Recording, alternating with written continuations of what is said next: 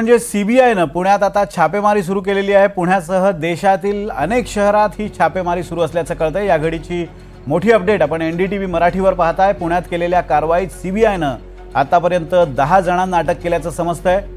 वेगवेगळ्या देशातील नागरिकांना आपल्या जाळ्यात अडकवून सायबर गुन्हेगारी नेटवर्क विरोधात केंद्रीय तपास यंत्रणेनं ही मोठी कारवाई केली आहे। पुण्यातील रिजंट प्लाझा या ठिकाणी सुरू असलेल्या एका कॉल सेंटरवर ही छापेमारी झाल्याचं कळतंय। सायबर नेटवर्कच्या माध्यमातून कॉल सेंटरमधील कामगारांचा यामध्ये समावेश असण्याची शक्यता आहे।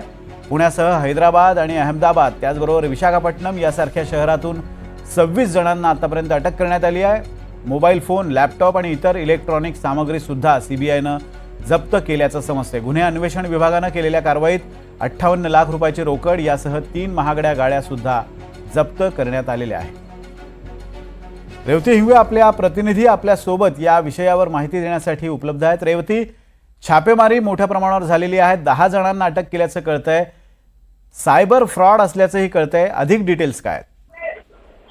नक्कीच विनोद, आपल्याला जसं माहिती की पुण्यासह देशातील अनेक शहरात सीबीआयने छापेमारी केलेली आहे आणि त्या छापेमारीत 10 जणांना अटक केली आणि 58 लाख रुपये आणि 3 महागड्या गाड्या देखील जप्त करण्यात आलेल्या आहे। विविध देशातील नागरिकांना जाळ्यात अडकवून हे सगळं जाळ्यात अडकवण्याचा हा प्रयत्न होता। ह्याच्यात सायबर गुन्हेगारीचं एक मोठं नेटवर्क देखील असण्याची माहिती सीबीआयने प्रेस रिलीज मधनं सांगितली। पुण्यातील रिजंट प्लाझा या ठिकाणी सुरू असलेल्या कॉल सेंटरवरती छापेमारी करण्यात आलेली होती।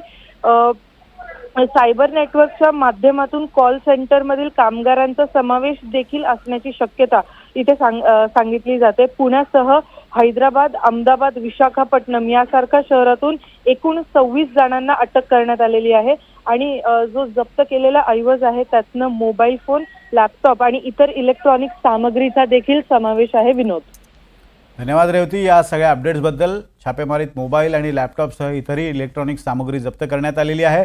पुण्यासह इतरही शहरात सीबीआयनं छापेमारी केलेली आहे। पुण्यात सीबीआयनं छापेमारी करत 10 जणांना अटक केली आहे।